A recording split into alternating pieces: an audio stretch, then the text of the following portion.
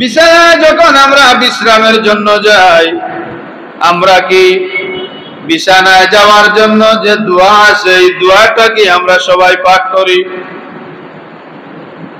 ছোটবেলা পড়ছেন না নি মক্তবে? ঘুমানোর সময়ের দোয়া, আল্লাহুম্মা বিসমিকা আমুতু ওয়া আহইয়া। এটা মাশাআল্লাহ আরো কয়েকদিন পরে যদি এই বর্তমান জেনারেশনকে জিজ্ঞাসা করেন তাহলে এরা পারত না। কারণ এই সমস্ত জেনারেশনদের মসজিদের মক্তবের শিক্ষা নাই, মক্তবের শিক্ষা নাই। আল্লাহুম্মা বিসমিকা আমুতু ওয়া আহইয়া। কারণ সে ইউটিউব দেখে, ফেসবুক দেখে আপনার নামাজ রোজা এগুলা জানতেছে, বুঝতেছে। আবার ফেসবুকে ইউটিউবে আবার বলা আছে যে দোয়া জায়েজ নয়, এটা শিখছে। দোয়া কি নয়? জায়েজ নয়, বেদাত। তাহলে ঘুমানোর সময় যে দোয়া পড়ে এটা কি? বেদাত। এটাও পড়তেছে না, অতএব এটা শিখতেছে না। না শেখার কারণে পরবর্তীতে তাকে যদি আপনি জিজ্ঞেস করেন তাহলে সে পারবে না। আল্লাহুম্মা বিসমিকা আমুতু ওয়া আহইয়া। আপনার নামেই আমি মৃত্যুবরণ করব, আপনার নামেই আবার আমি জীবিত হয়ে উঠব। গেল। ঘুম থেকে ওঠার পরে যে দোয়া আছে, আরেকটা দোয়া আছে না? ঘুম থেকে জাগার পরে কোন দোয়াটা আমরা পড়ি? আমরা আগের সময়, আমরা ছোটবেলায় বা আমাদের এলাকায় এখন এরকম আছে যে ফজরের সময় হলে মসজিদের মাইক থেকে এই সুর ভেসে আসতো, আলহামদুলিল্লাহিল্লাযী আহইয়ানা বা'দামা আমাতানা ওয়া ইলাইহিন নুশুর।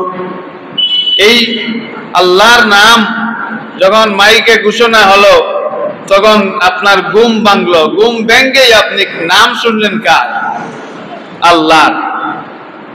আলহামদুলিল্লাহিল্লাযী আহইয়ানা বা'দামা আমাতানা ওয়া ইলাইহিন নুশুর। এখন এগুলা কমে গেছে,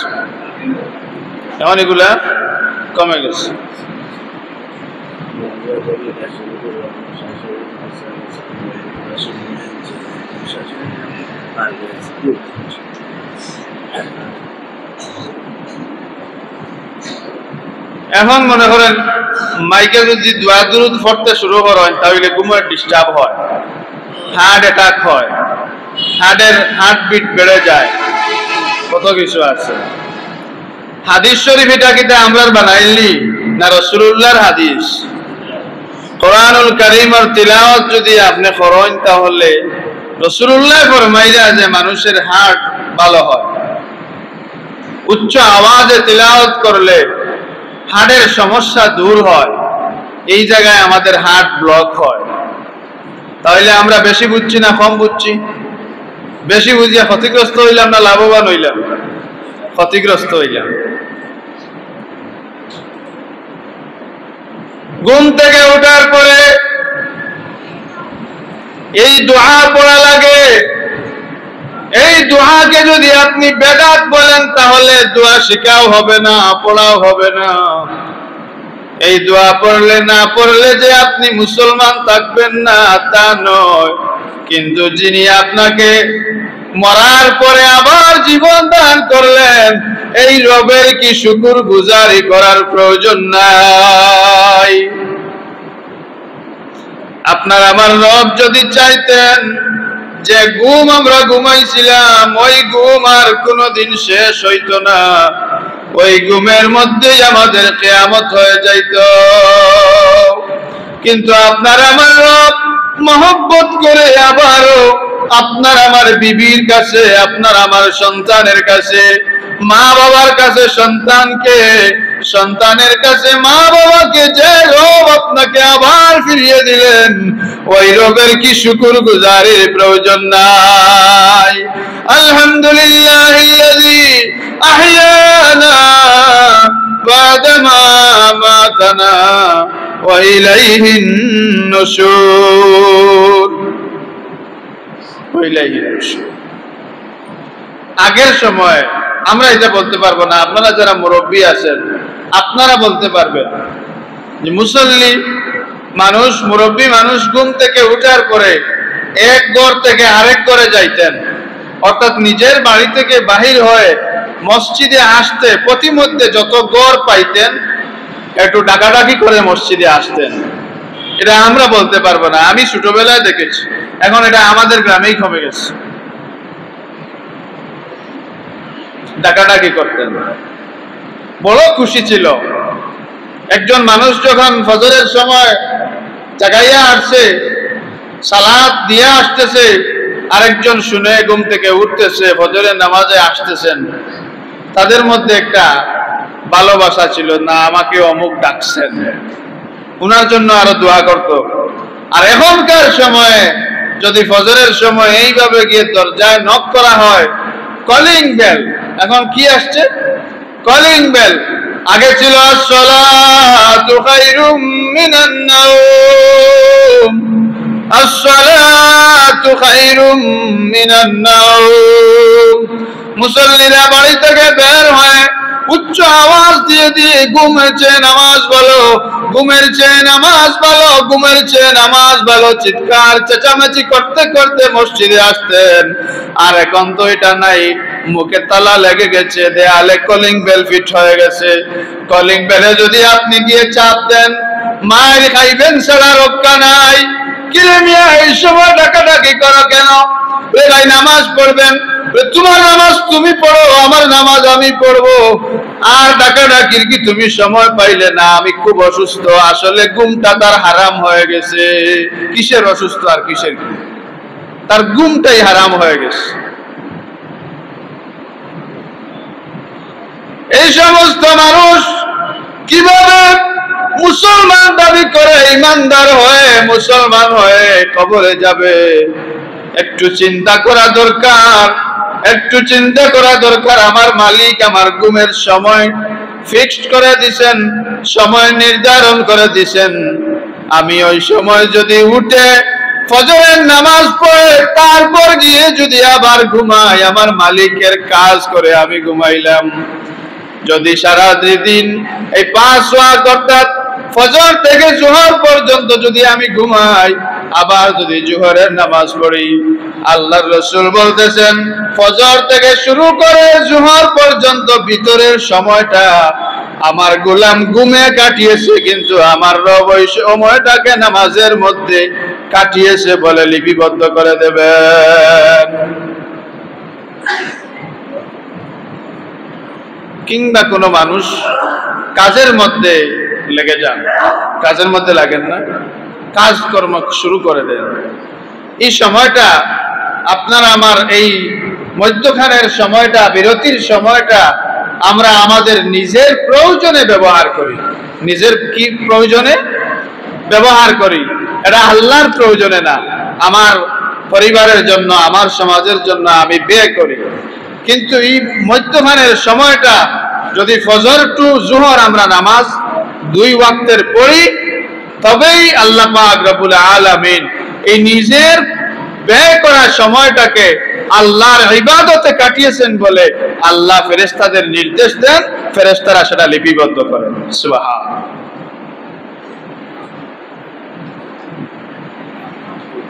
তারপরে ফজরের নামাজে আসার সময় সালাত ও সালাম, প্রত্যেক নামাজে আসার সময় যখন আমরা ঘর থেকে বাহির হইব, তখনই আমাদের উপর একটা বিষয়, কর্তব্য, দায়িত্ব হলো যে আমরা সালাত ও সালাম পড়ে পড়ে মসজিদে আগমন করা।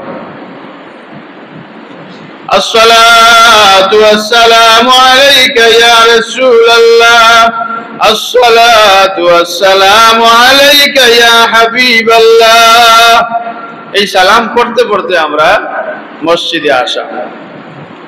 মসজিদে আসার পরে কোন পা দিয়ে আমরা প্রথমে মসজিদে প্রবেশ করব? ডান পা দিয়ে। কোন পা দিয়ে? ডান পা দিয়ে। এই সময় মসজিদে প্রবেশ করার দোয়া আমরা আমাদের সবার আয়ত্তে সেটা আছে কি না আমরা এটা যাচাই করা। যদি আমার আয়ত্তে থাকে তাহলে আলহামদুলিল্লাহ, আর যদি এই দোয়াটা আমার আয়ত্তে না থাকে, মুখস্থ না থাকে, তাহলে এটা মুখস্থ করে নেয়া। কারণ মসজিদটা আপনার আমার ঘর নেই, আমার শ্বশুর বাড়ি না, এটা আল্লাহর ঘর, মসজিদ। এই ঘরে আপনি ঢুকলেই নিরাপদ, এই ঘরে ঢুকলেই নিরাপদ। নিরাপদ স্থানে ঢুকার সময় রাসূলুল্লাহর হাদিস আছে যে আপনি ঢুকবেন, ঢুকার সময় আপনি একটা দোয়া পড়েন, একটা দোয়া পড়েন।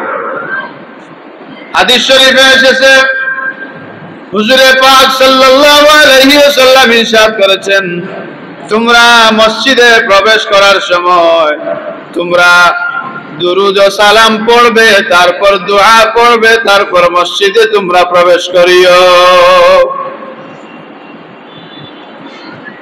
মুহাদ্দিসিন একরাম সুন্দর করে দুই হাদিসকে এক জায়গায় জমা করে লিপিবদ্ধ করেছেন যে বিসমিল্লাহি আসসালাতু ওয়াসসালামু আলাইকা ইয়া রাসূলুল্লাহ আল্লাহুম্মা ইফতাহ লি আবওয়াবা রাহমাতিকা।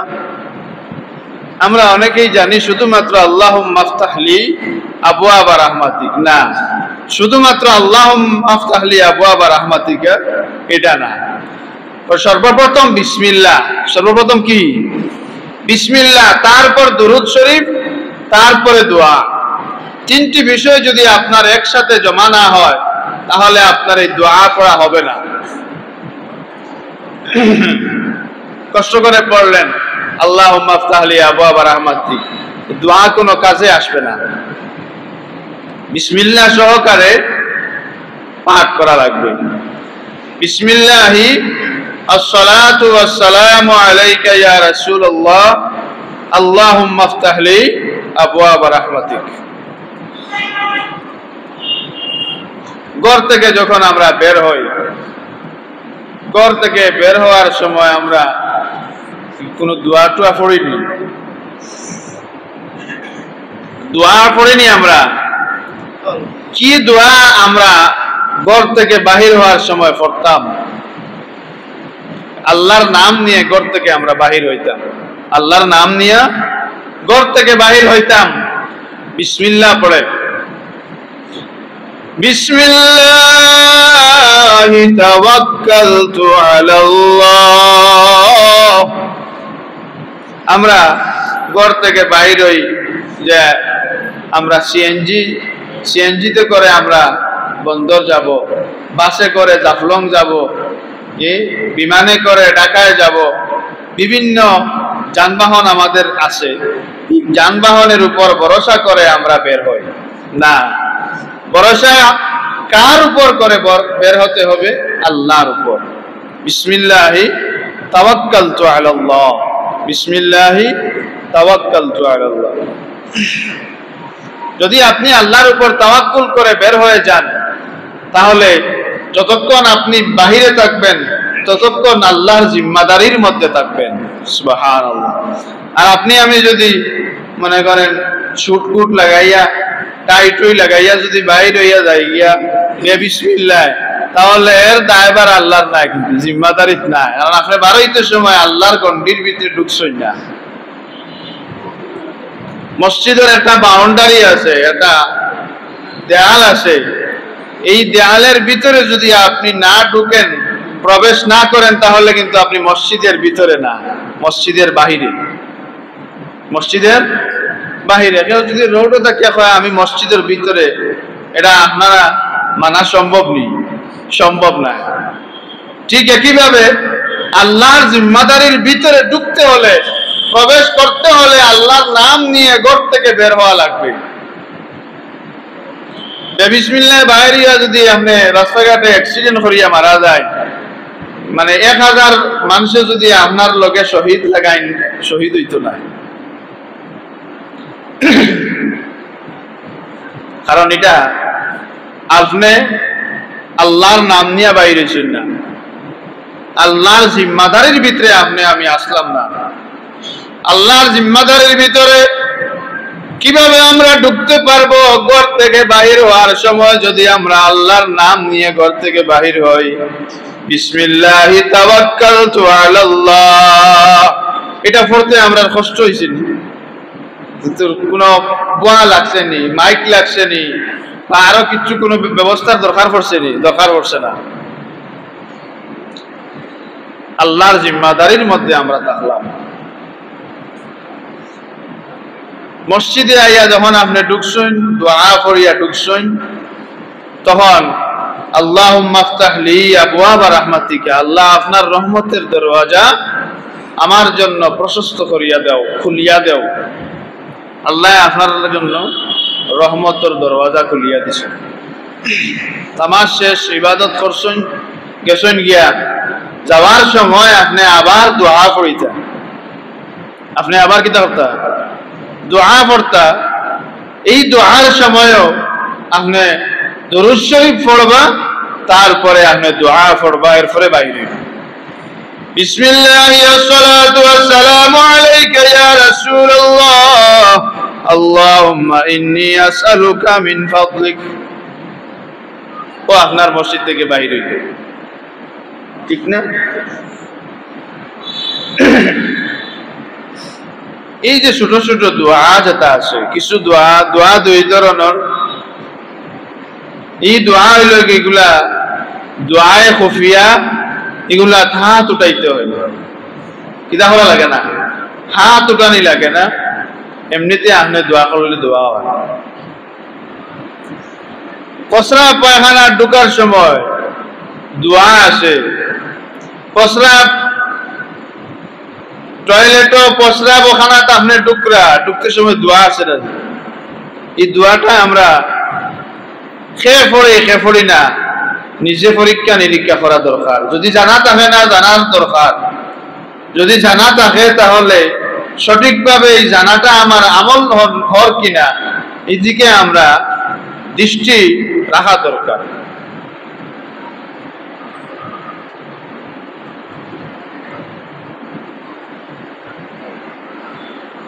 এটা বাচ্চাদের বেলায় বেশি হয়। যদি আপনি কোনো দোয়া তারারে জিজ্ঞাসা করেন, তাহলে দেখবা দোয়া হয়তো আসিল একটা খর আর একটা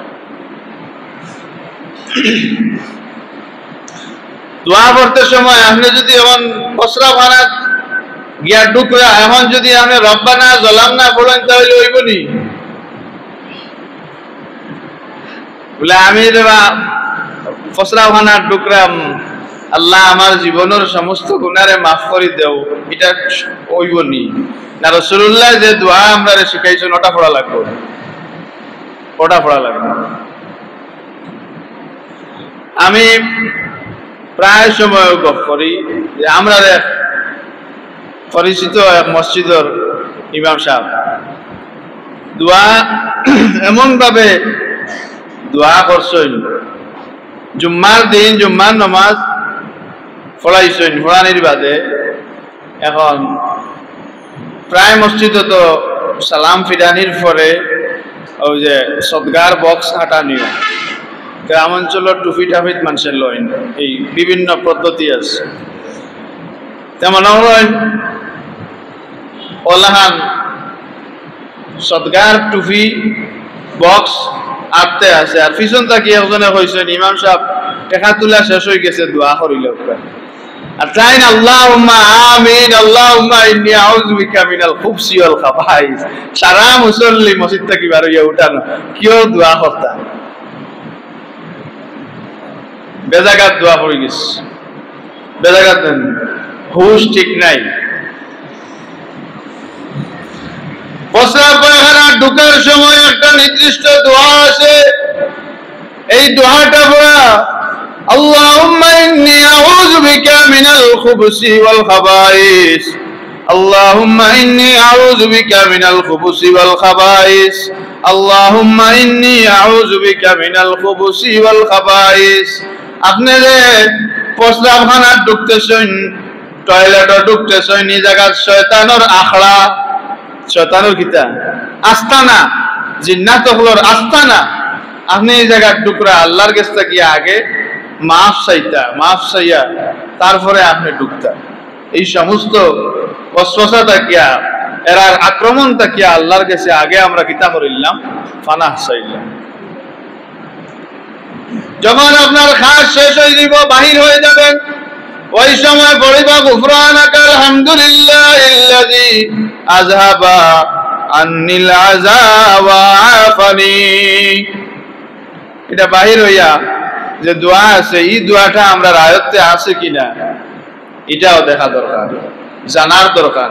খালি দিন ইসলাম জিন্দাবাদ, দিন ইসলাম জিন্দাবাদ, আর কিছু নাই, কিছু নাই। ফজরের নামাজ কি আর পড়িত, জুম্মার নামাজ পড়ছে, পড়িয়াও ছবি একটা তুলছে, তুলিয়া গিয়া ওলা সেলফি একটা তুলছে, তুলিয়া গিয়া ফেসবুকে লেখে লিছে জুমাবার মানে গুনাহ মাফের আরেকটি সুযোগ। ফজরের নামাজ পড়ছে না, সারা সপ্তাহ আইয়া 2 সজ্জা দিছে, আর বাদে গিয়া কর শুক্রবার মানে গুনাহ মাফের আরেকটা সুযোগ। কত বড় ইমানদার হতে গেছে।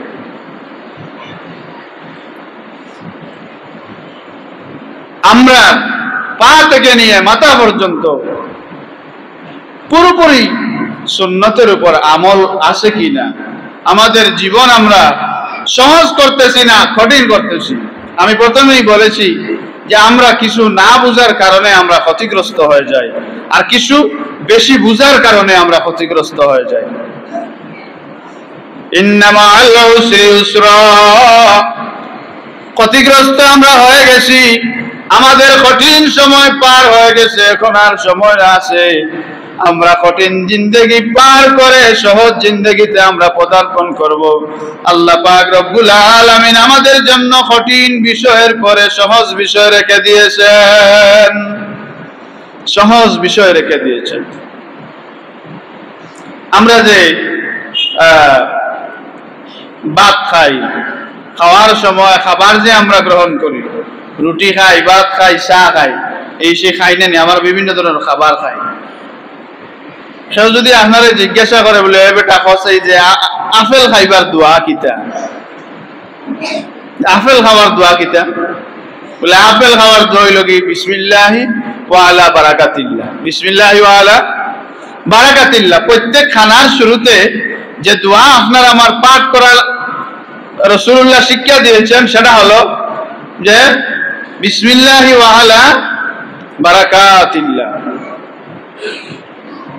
খানি ভাই আনলে আর তো উপায় নাই, কিভাবে খাইতাম ও চিন্তায় আমরা লাগাল ভাইলে, খাইয়াও তো আমরা মরলাম না, আনা খাইয়া মরছি, খাইয়াও মরলাম। বিসমিল্লাহি ওয়া আলা বারাকাতিল্লাহ। দেখো কঠিন বিষয়ের পরে সহজ বিষয় আল্লাহ আমরা লাগি রাখছেন। হুজুরে ফরমায় মানুষ খাবার শুরুতে বিসমিল্লাহ ভুলে গেছে, পড়ে নাই, খাওয়ার মধ্যখানে মনে হয়েছে আমি তো আমার রবের নাম নেই নাই, আমার রবের নাম নিয়ে শুরু করি নাই। আল্লাহর রাসূল বললেন রে আমার উম্মতরা, তোমরা পড়বে বিসমিল্লাহি আউয়ালাহু ওয়া আখিরাহু, আল্লাহুম্মা সাল্লি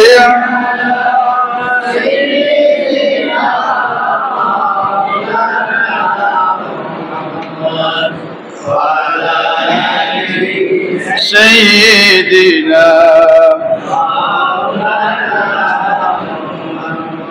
اللهم صل على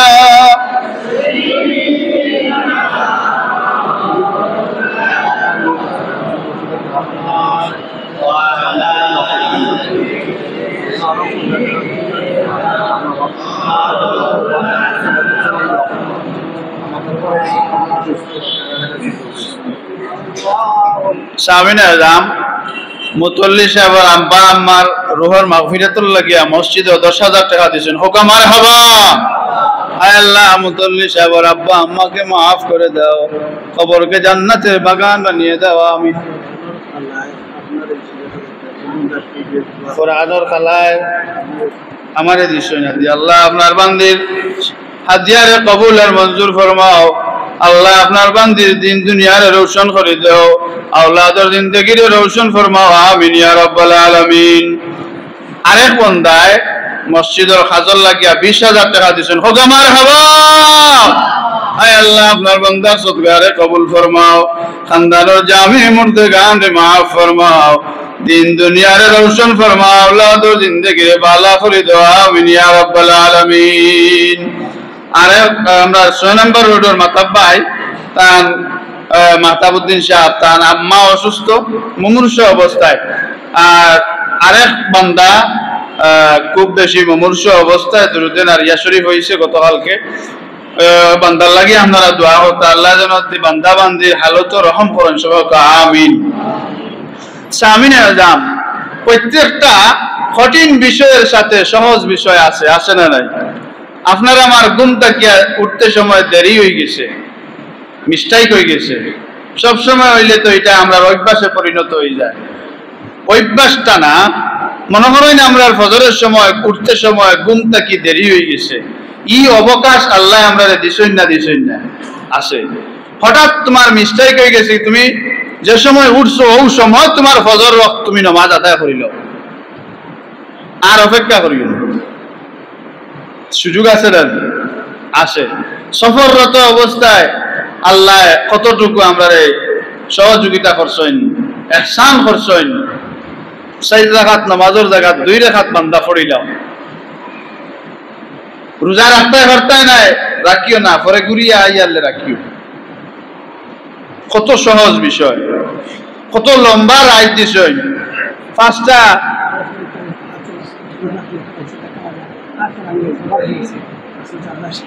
আল্লাহ আপনার বান্দার আওলাদের হাত রে আপনি বালা করে দাও, বিমারে শিফায়ে কুল্লি আজিলা ফরমা। আমিন ইয়া রাব্বাল আলামিন। 5টা সাইরনা 2 তুজুর মাগরিবের আযান হয়। কয়টা ফজর মাগরিবের আযান হয়? 5টা 4 মিনিট, আর সূর্য উদয় হয় 6টা 12 মিনিট। এখন এত একটা হিসাব করিয়া দেখো কত ঘন্টা রাইত হইছে। এই রাতগুর ভিতরে যদি আপনার ঘুমটা যদি শেষ না হয়, আর একজন সুস্থ মানুষের লাগিয়া সর্বোচ্চ 8 ঘন্টা ঘুম। কয় ঘন্টা? সর্বোচ্চ। আর একবারে প্রাপ্তবয়স্ক যারা 6 ঘন্টার উপরে ঘুমানি ঠিক না, বাচ্চাইন্তর লাগিয়া 8 ঘন্টা ঠিক আছে, ঠিক না? এর অতিরিক্ত যারা আমরা ঘুমাইয়া এটা ফাও ঘুমাইয়া কোনো লাভ হইত না। 8 ঘন্টা আপনি ধরুন ঘুমাইলা, ঘুমানির পরে কিতা ফজর রক্ত হয় না নি আপনার আমার লাগে? হয় না? মানে কোন দলিলে আল্লাহর কাছ থেকে আপনি আমি ছুটিয়ে যাইমু যদি ফজরের নামাজে হাজির হইতে পারলাম না? আল্লাহ পাকে তো লম্বা রাত আমরারে দিয়া হইলা রে বান্দা, তুই অকৃতজ্ঞ। তোরে এত লম্বা রাত আমি দিলাম, কিন্তু আমারে তুই চিনলে না, আমারে জানলে না, বুঝলে না। তোর অতিরিক্ত বুঝদারির কারণে তুই গাফিল রইলে, কি ওর আমার রহমত হইতে, ঠিক না? আর এর মধ্যে তাকিয়া যারা জ্ঞানী তারা সঠিক সময় অবলম্বন করে। বিবেক সম্পন্ন যারা, যারা দিল জিন্দা, তারা এই সময় তারে গুরুত্ব দেয়, কাজও লাগে। আল্লাহ পাকে আমরা তৌফিক দেখবা, আমরা যেন অন্তত পক্ষে আল্লাহর কাছাকাছি আমরা লাগতাম পারি। আর এই যে ছোট ছোট যে কয়েকটা দোয়ার কথা কইলাম, এটা আরো কত দোয়া আছে, আছে না? পানি খাইতে দোয়া আছে, বইতে দোয়া আছে, খালা হইতে হাঁটিতে দোয়া দুরুদ আছে না? ছোট ছোট জিনিস যদি আমরা আমল করি, দেখা যে প্রস্রাব পায়খানা ঢোকার সময়, এই সময়টা তো নিষ্প্রয়োজন। এই সময়টা ইনো আল্লাহর নামও লইতে পারত না। বাথরুমে আমাইয়া আল্লাহর নাম লওয়া যায়নি, হইতার বানি অন্য বইয়া বলে একলা আসি রে কিছু দোয়া করিলাই পারবানি, দোয়া করতা পারতা না। কিন্তু আপনি ঢুকার সময় যে দোয়া করছেন আর বাহির হইয়া যে দোয়া করছেন, এই সময়টারে আল্লাহ অন্যভাবে চেঞ্জ করিয়া আপনার সওয়াবের অন্তর্ভুক্ত বানাইয়া দিলেন। রাহি ভাই তান আদিয়া দিছেন আল্লাহ আপনার বন্দার সৎকারে কবুল ফরমাও দিনের तमाम নেক হাজতে পুরা করে দাও তান আব্বার বিমারে শিফা নায়াত ফরমাও আমিন ইয়া রাব্বাল আলামিন তে আমরা একটু খেয়াল করি চলাফেরা করতাম আর এটাতে খালি আমি বকাইলাম আমিও আমল করি কিনা এটাও দেখার দরকার আছে আল্লাহ আমারে প্রথমে আমল করার তৌফিক দান করেন আমিন ইয়া রাব্বাল আলামিন সাল্লাল্লাহু আলা সাইয়্যিদিনা ওয়া মাওলানা মুহাম্মদ ওয়া আলা আলিহি ওয়া আসহাবিহি ওয়া সাল্লাম সাল্লাল্লাহু আলা সাইয়্যিদিনা ওয়া মাওলানা মুহাম্মদ ওয়া